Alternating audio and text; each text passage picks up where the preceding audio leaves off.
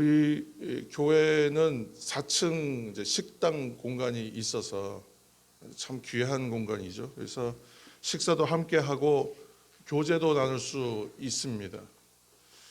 현대의 교회들은 점점 그런 교제의 장소들이 줄어들고 있거든요. 여러 가지 목적과 다목적을 위한 공간들은 만들어내지만 사실은 굉장히 다 쪼개어지고 나누어지고 있는 것이 현실이에요. 여러분들 교회에 유년 시절 보내시고 어릴 적부터 교회 다니신 분들은 옛날 교회들의 모습들을 많이 기억하실 것입니다. 예전에 교회들은 대부분 교회에 넓은 마당이 있고 또 교회를 상징하는 나무라고 하면 그렇지만 교회마다의 어떤 특징 있는 나무들이 한 그루가 있어서 그 비슷한 풍경들이었다고 생각합니다. 그래서 참 그 교회의 마당 또는 교회의 뜰이라고 하는 공간에 대한 추억이 참 많습니다. 제 모교회도 서울 광화문 한복판에 있는 교회지만 굉장히 넓은 마당과 또 서울시에서 기념수라고 지정할 만한 큰 나무가 있는 그런 교회였는데 교회를 재건축하면서 그 공간이 그 나무가 다 없어져 버렸어요. 이전해 버렸습니다. 제 나이하고 똑같은 예배당이었는데 그때 지어진 나무고 그때 지어진 공간인데 지금은 없어졌어요. 교회를 재건축하면서 모든 교회들의 특징이 더 크게, 더 높게, 또 더 깊게 이렇게 짓는 것에만 관심이 있지 그런 것에 대해서 관심이 많이 부족하기 때문에 그런 것 같아요. 현대의 바쁜 생활의 영향이 또 굉장히 큽니다. 그래서 교회에 오고 가는 것이 분주합니다. 그래서 뭐 주차로 대부분 주차 문제로 인해서 또 빨리 빠져나가야 되는 분들도 많이 있고, 그래서 교인들이 서로 교회 안에서 자연스럽게 이렇게 부대끼면서 만나고 교제하고 그러는 공간들이 없어지면서 교제가 줄어든다는 것입니다. 그러면 관계도 많이 힘들겠죠. 또 알아가는 것도 힘들고요. 오늘 살피게 되는 에베소 교회는 뭐 그런 의미에서 보았을 때 관계가 좋은 교회였다고 보여집니다. 특별히 이 사도 바울과의 관계도 참 좋았습니다. 오늘 여러분 15절 16절 말씀 한번 보시겠습니까? 15절과 16절 말씀 한번 함께 읽겠습니다. 15절 16절 15절 이로 말미암아 주 예수 안에서 너희 믿음과 모든 성도를 향한 사랑을 나도 듣고 내가 기도할 때에 기억하며 너희로 말미암아 감사하기를 그치지 아니하고. 아멘. 관계가 좋았기 때문에 서로 좋은 소식을 전하는 관계예요. 또 감사함으로 서로를 위하여 기도하는 좋은 관계였다는 것을 알 수 있는 것이죠. 관계의 회복이 은혜의 회복의 시작인 것을 우리는 잘 압니다. 하나님과의 성도의 관계가 회복될 때 은혜와 회복이 있습니다. 마찬가지로 성도들이 서로의 관계가 좋을 때에 특별한 성령의 기름 부으심이 일어난다라고 저는 믿습니다. 그래서 사도 바울이 에베소 교인들에게 오늘 또 우리에게 그 당시 에베소 교인들에게 들을 향하여 드리는 오늘 그 바울의 기도이죠. 마찬가지로 오늘 우리들에게도 전하는 성령께서 알게 하시는 것, 저는 이것이 복이라고 생각하는데 성령께서 알게 하시는 복을 깨달아 알고 구하며 받고 누리게 되기를 축원합니다. 무엇을 알아야 된다고 바울이 전하고 있는가? 여러분 17절에서 19절 말씀 안에 다 담겨 있습니다. 그래서 17절에서 19절까지의 말씀, 우리 석절의 말씀 우리가 한 목소리로 함께 읽겠습니다. 17절 화면과 여러분 가지고 계신 성경을 참조하셔서 함께 17절부터 19절까지의 말씀을 우리가 한번 읽겠습니다. 17절 시작. 우리 주 예수 그리스도의 하나님 영광의 아버지께서 지혜와 계시의 영을 너희에게 주사 하나님을 알게 하시고 너희 마음의 눈을 밝히사 그의 부르심의 소망이 무엇이며 성도 안에서 그 기업의 영광의 풍성함이 무엇이며 그의 힘의 위력으로 역사하심을 따라 믿는 우리에게 베푸신 능력의 지극히 크심이 어떠한 것을 너희로 알게 하시기를 구하노라. 아멘.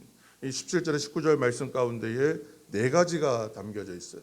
알기를 원한다.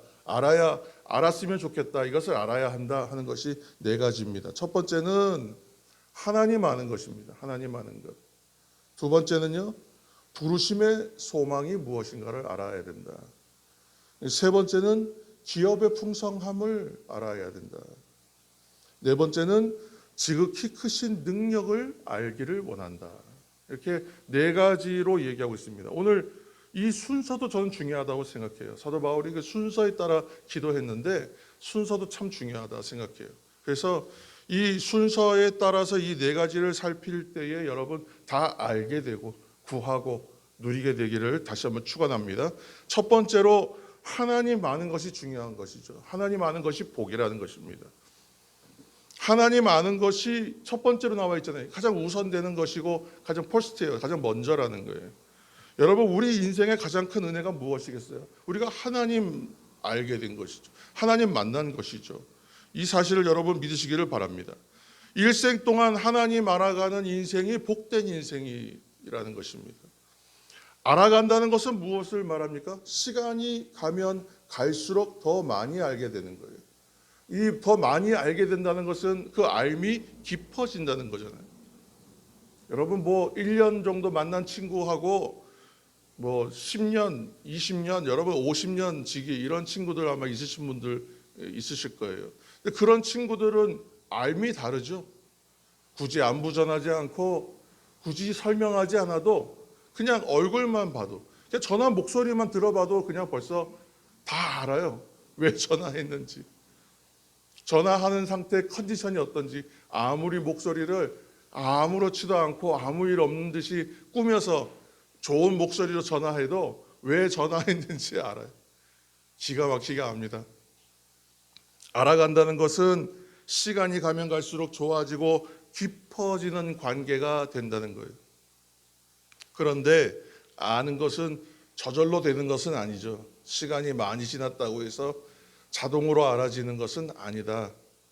그래서 이 안다는 것에서는 노력이 반드시 필요합니다. 애씀이 필요해요. 상대의 마음의 뜻이 무엇인지, 어떠한지, 생각은 어떠한지, 어떤 것을 기뻐하는지, 어떤 것을 아파하는지를 알려면 노력해야 되죠. 그래서 관계가 깊어지는 것입니다. 그리고 그런 의미에서 보았을 때 안다는 것은 성장하는 것입니다. 자라가는 것이죠. 그래서 우리가 가장 먼저 또 알아야 하는 것이 있다면 그것은 첫 번째 하나님을 아는 것이다 라고 사도 바울 기도할 때 첫 번째로 이것을 기도한 거예요. 물론 지금 이제 안다는 것은 단순하게 어떤 표면상으로 알고 지식으로 알고 배워서 아는 그런 알미 아니죠. 믿음의 삶과 연결되어 있는 알미예요. 그래서 히브리어로 우리 야다라는 표현 이제 많이 들어보셨을 거예요. 야다.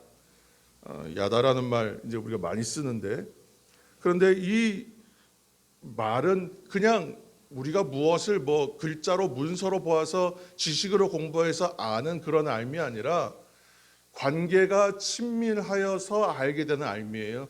부부 사이에 부부 관계가 깊어져서 알게 되는 그런 알을 야다, 히브리어로 야다라고 표현하는 것이죠.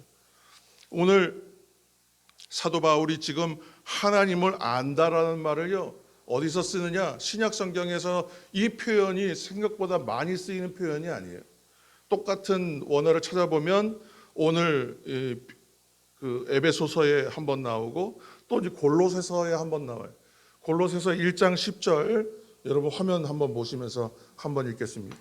화면 참조하셔서 골로새서 1장 10절입니다. 함께 한번 읽어보겠습니다. 주께 합당하게 행하여 범사에 기쁘시게 하고 모든 선한 일에 열매를 맺게 하시며 하나님을 아는 것에 자라게 하시고. 아멘. 좀 더 아주 더 명확하게 지금 표현하고 있죠. 하나님을 아는 것에 대하여 자라게 한다. 이렇게. 우리가 고난과 고통의 문제를 겪을 때에는 바로 이해되지 않는다 그랬습니다. 그러니까 하나님께서 하신 일이야 라고 우리가 판단할 수 있고요. 첫 번째는.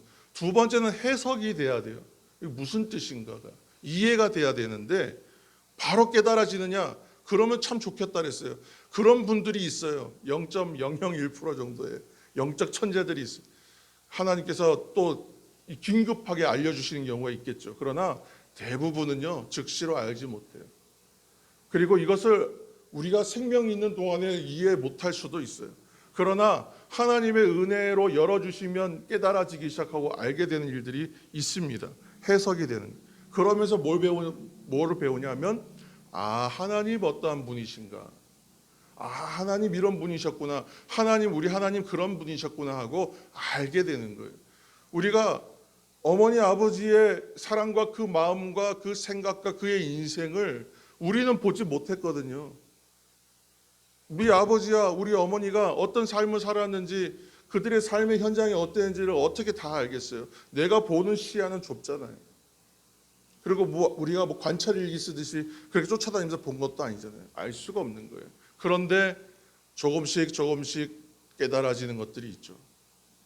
우리 하나님도 마찬가지. 그래서 하나님 아는 시간들이 있어요.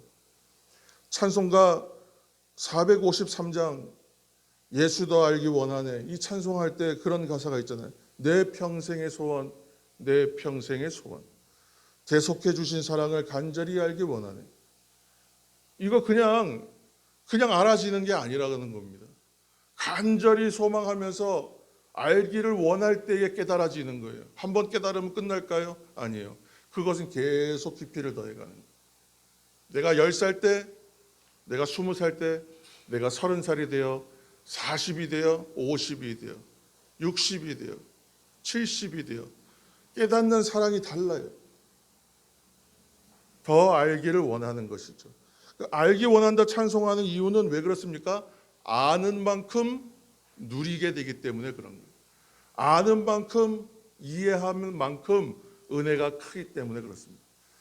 여러분 스마트폰 언제 출시됐습니까? 스마트폰이 처음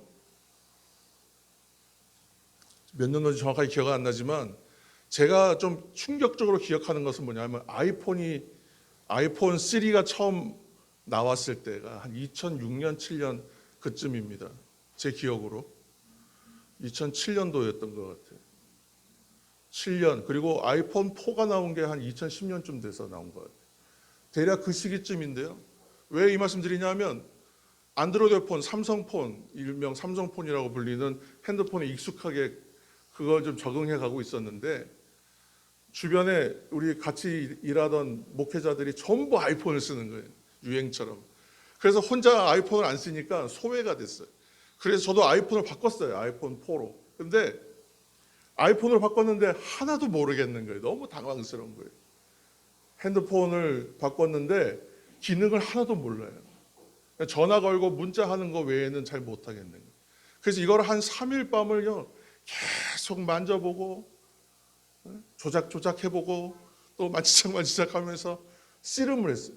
그리고 나서 조금 익숙해졌어요. 그런데 다른 분들은 이 핸드폰에 벌써 익숙해져 갖고 이만큼 벌써 또 앞서가 있는 거예요. 나는 아무것도 모르는 사람 취급당하는 거예요. 계속 그렇게 되더라고요. 왜 이 말씀 드리냐 하면 익숙하지 않으니까요. 그 핸드폰이 갖고 있는 그 기계가 가지고 있는 기능을 뭐 10분의 1, 100분의 1도 못 쓰는 것 같더란 말이죠. 그런데 조금 더 익숙해지고 조금 더 편해지고 이 세계를 이해하기 시작하니까 편리해지는 거예요. 아는 만큼 더 편리해지고 아는 만큼 더 누리게 되더라는 것입니다. 성도 여러분, 그래서 여러분 하나님을 알기를 축원합니다. 더 힘써 하나님 알기를 축원합니다. 우리가 하나님을 알아갈 때 어떤 일이 일어나느냐? 은혜가 깊어지면 여러분 기도도 넓어집니다. 기도 바뀌죠. 찬송이 바뀌죠. 예배가 바뀌는 거예요. 하나님의 뜻과 섭리도 더 깨닫게 되면서 여러분들의 어떤 은혜의 지경, 삶의 지경이 엄청나게 넓어지고 깊어집니다. 그래서 인생에 하나님을 아는 것보다 더 우선되고 중요한 것은 없다. 오늘 그 사도 바울이 첫 번째로 하나님 알기를 원하노라 기도하고 있는 거예요. 신학대학에 처음 들어갔을 때의 신앙의 가장 중요한 주제들을 배우는 시간이 있어요. 그 시스테매틱에서 조직신학, 옛날 표현을 하면 교리학이라고도 불렀습니다. 교리에 대해서 배우는데 신앙의 주제들을 배워요. 근데 조직신학 배우면 첫 번째 챕터에 시작하면 뭐부터 나오냐면 하나님은 누구신가부터 배우는 거예요. 그리고 예수님은 누구신가 이렇게 배워요. 신론이에요. 신론 일명. 그렇게 해서 신학 공부 그렇게 시작하거든요. 하나님은 어떠한 분이신가, 하나님 누구신가를 알지 못한다면 우리는 신앙할 수가 없기 때문에 그래요. 신앙인이라면 하나님 아는 것이 당연하기 때문에 그런 거예요. 우리가 성령 충만 구하잖아요. 여러분 성령 충만 왜 구하십니까? 능력 받으려고 구하세요? 맞아요.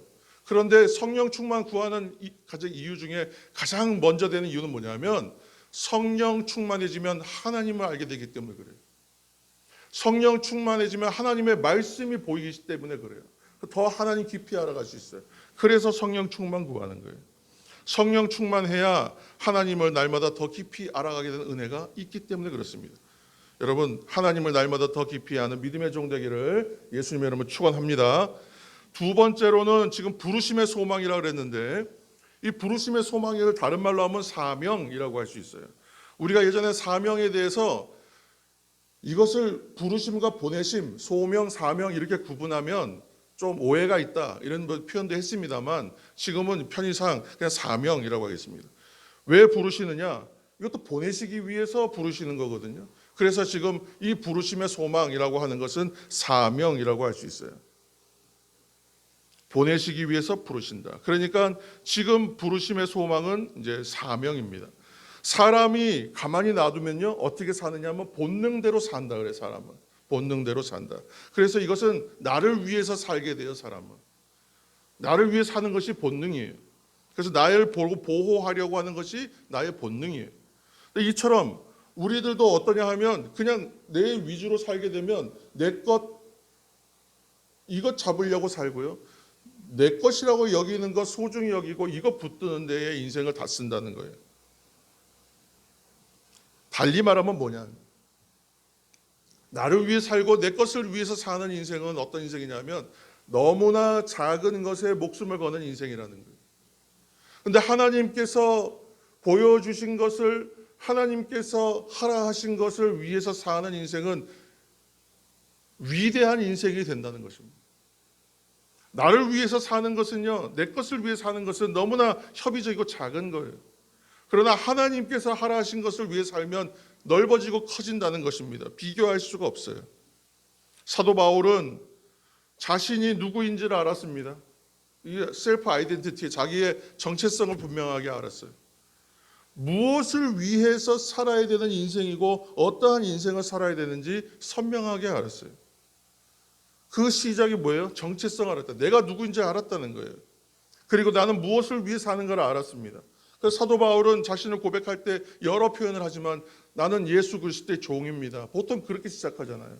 그리고 나는 사도로 택정함을 입었습니다. 사도로 부르심을 받았습니다. 그러니까 나는 누구인지 내가 무엇을 위해 사는 인생인지가 명확했다는 거예요. 선명했습니다. 선명했어요. 그래서 이렇게 분명하다 못해 선명할 수 있었던 이유는 무엇입니까? 지난주에 우리가 나눴던 거예요. 내가 구원받았다는 것을 알았기 때문에. 구원의 의미를 알았다는 것입니다. 그 뭐였죠? 선택과 예정과 섭리라고 표현했어요.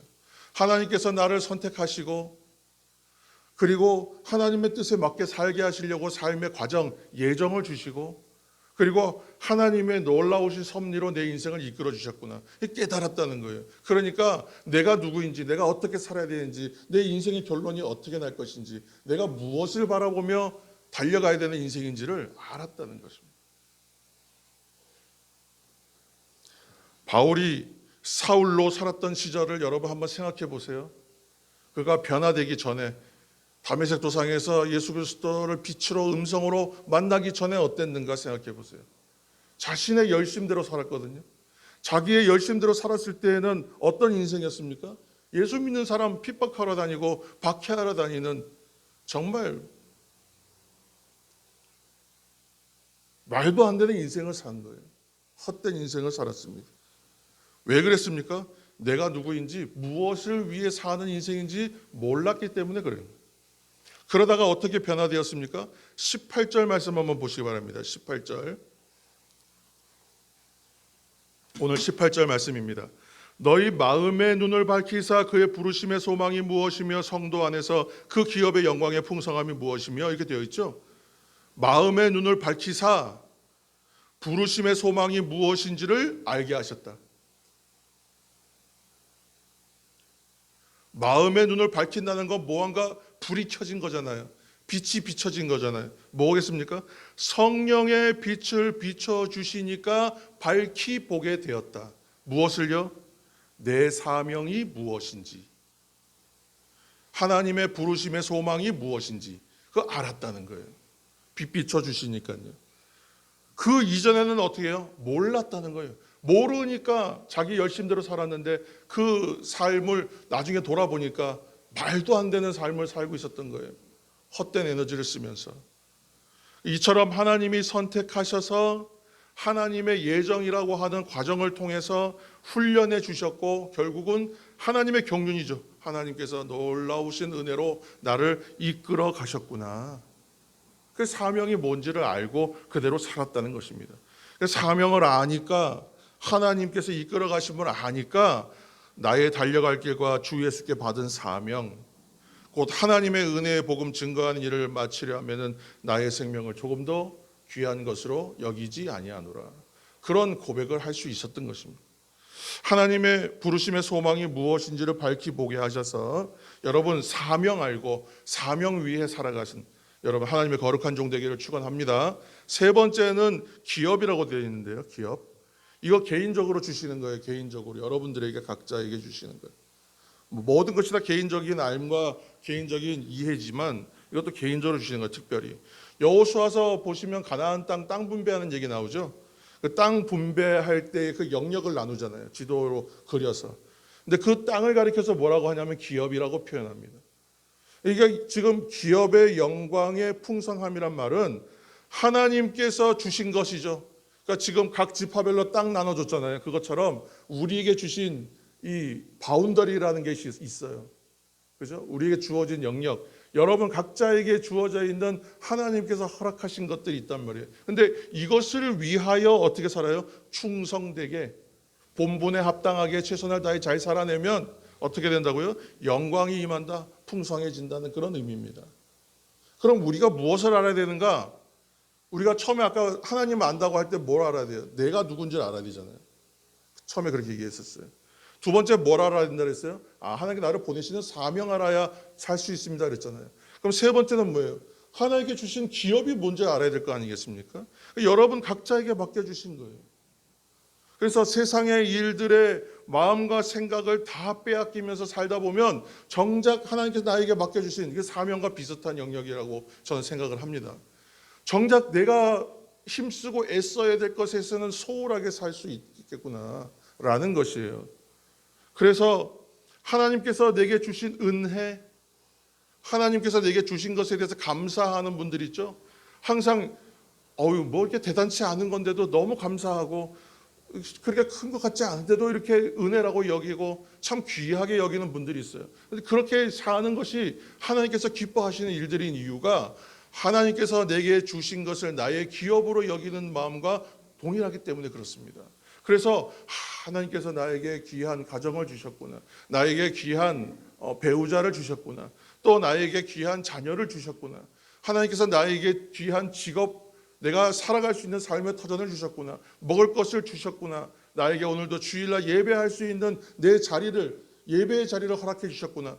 자꾸만 하나님께 나에게 주신 것을 감사할 때 이건 나의 my portion, 나의 기업, 하나님께서 내게 주신 것을 감사하고 기뻐하는 것이고 이것으로 말미암아 하나님 영광을 더 풍성하게 채워주신다는 거예요. 그래서 우리는 감사하고 또 감사가 감사를 낳는 삶을 사십시오, 이런 얘기를 할 수밖에 없는 이유는 하나님께서 자신에게 준 기업을 기뻐하고 감사하고 영광되게 살아가는 사람에게 풍성하게 임하여 주시기 때문에 그렇다는 것입니다.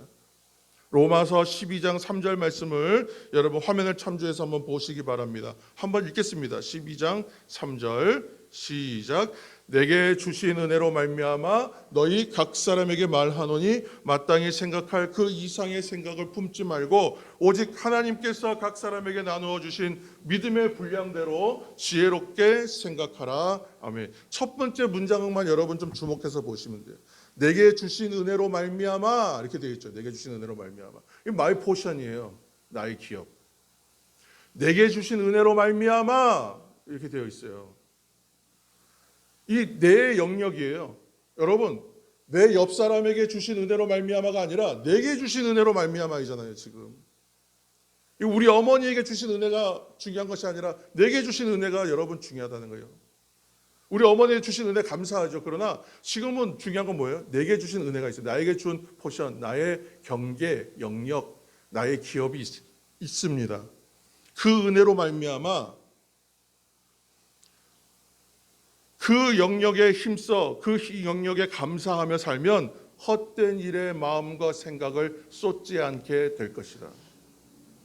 내게 주신 은혜에 합당하게 생각하고 생활하게 될 것이다. 또 그렇게 생활해야 한다. 사도 바울의 고백이요 기도입니다. 마지막으로 능력을 알라 그랬어요. 여러분 능력이야 뭐 설명할 것이 별로 없을 것 같아요. 그렇죠? 19절 말씀입니다. 그의 힘의 위력으로 역사하심을 따라 믿는 우리에게 베푸신 능력의 지극히 크심이 어떠한 것을 너희로 알게 하시기를 구하노라. 아멘 했어요. 여러분 능력은 누구에게 있습니까? 나에게 있는 것은 아니죠. 저에게는 없어요. 여러분들에게도 없어요. 우리에게는 없는 거예요. 그렇죠? 능력은 하나님께 있구나. 능력은 하나님께 있고 우리에게는 없어요. 이 분명한 사실을 잊지 않는 사람은 능력을 구하게 됩니다. 내가 할 수 있다고 생각하는 사람, 내 능력으로 살겠다라고 생각하면 다르죠, 그 삶은. 그러나 난 능력 없습니다라고 생각하는 사람은 능력을 구하게 되어 있어요. 성도 여러분, 여러분 나라를 위해서 기도하시잖아요. 나라를 위해서. 특별히 우리 대한민국, 우리 나라를 위해서 기도하실 때에 이렇게 기도했으면 좋겠어요. 지극히 크신 능력은 하나님께만 있습니다. 그러므로 이 나라와 민족 위에 그 크신 능력으로 임하여 주옵소서. 여러분 그렇게 기도했으면 좋겠어요. 여러분 오늘 사도 바울처럼 그렇게 기도하면 하나님께서 능력 부어주셔서 지금껏 이 나라가 이 강대국들과 이 험난한 세상 가운데에서 여기까지 헤쳐오면서 이 대한민국 위대한 나라를 만들어 왔는데 여러분 어떤 이해 가운데 있을지언정 하나님께서 능력 부어주시면 이 나라는 잘 되게 되어 있습니다. 여러분 믿으시면 아멘 하십시오. 여러분 우리의 믿음의 선조들은요 뭘 지혜로워서 뭘 지식이 많아서 기도하시지 않았어요. 제가 알기로는 그냥 나라와 민족을 위해서 정말 맹목적일 만큼 그렇게 그냥 마음을 다해서 충성스럽게 기도하셨어요. 그러니까 능력 부어주신 거예요. 능력 부어주시니까 기가 막힌 일들이 벌어진 거예요. 한강의 기적이 벌어진 거고 완전히 잿더미와 폐허가 된 나라가 이 나라가 이만큼 일어서게 된 것이에요. 누구의 공로라고요?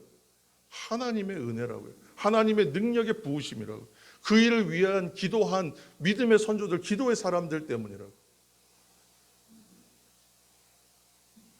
그렇게 오늘도 기도하면요 하나님의 능력이 부어져서 이 강대국들 사이에 있지만 이 나라가 살아나게 되고 이 불완전한 현실이 변화되고 선교의 촛불이 다시 회복이 되는 거예요.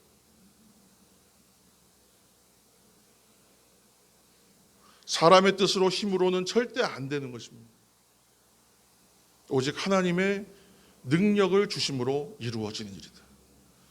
오늘 그래서 여러분 이 네 가지 하나님을 아는 복을 주옵소서, 사명하는 복을 주옵소서, 내게 주신 기업 소중히 하며 그 은혜를 아는 복을 주옵소서. 능력은 오직 하나님께 속한 것입니다. 하나님 능력 부어주시면 반드시 이루어지는 것을 믿사오니 능력 주옵소서. 나와 내 가정과 교회와 나라 위에 한량없이 부어주옵소서. 여러분 그렇게 기도하시는 기도의 종, 믿음의 종 되기를 축복합니다. 성도의 기도가 살아날 때 하나님께서 응답해 주시고 놀라운 역사를 일으켜 주실 것입니다. 함께 기도하겠습니다.